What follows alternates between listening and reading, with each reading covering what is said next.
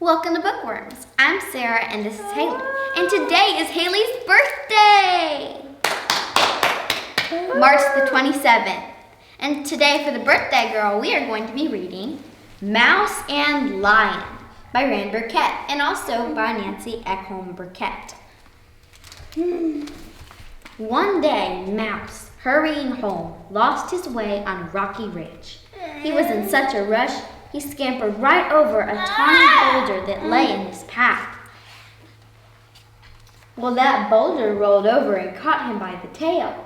It was King Lion in a bad humor. Scampering over my back while I was asleep?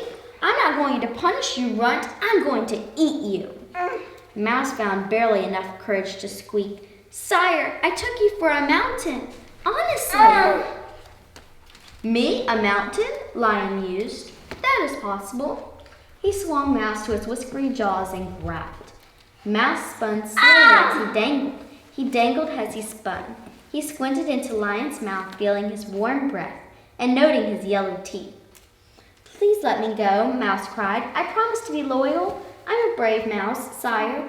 Put me down and I'll show you. Brave indeed, said Lion. He did a lazy half roll, and Mouse found himself back on the ground. Show me how brave you are. Mouse spied a tall blade of grass and hurled himself at it, shouting, Watch me! Take this! And this! I see, said Lion. How many battles have you fought, little mouse? Believe me, King, I try to avoid them. I'm quite small, you see. But I don't avoid mountains. I go right over them if they're in my way. Please let me go, Mouse begged. You might need me someday, in a pinch. Lion laughed and laughed. I need you? Good joke, but I like you, little mouse. Go and climb more mountains, and don't brag about your bravery. King Lion gave his paw to be kissed, but Mouse meekly backed away.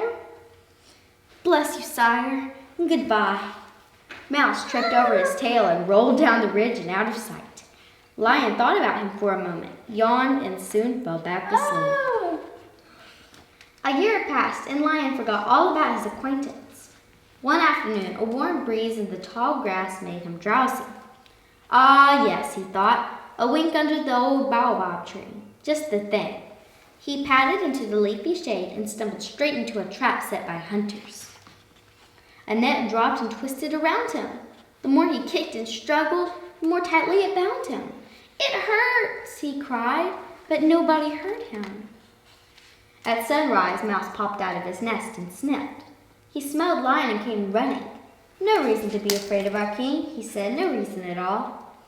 He found Lion in the sorry tangle, panting beneath the old baobab tree. Oh, King, he said, do you remember how you laughed at me? I can help you now. Little one, moaned Lion, what can you do? Don't worry, my little teeth are just what you need. You tell me not to worry, Lion grunted. Good joke, little mouse. Mouse set to it, nibbling the net and tickling Lion with his paws as he scampered to and fro.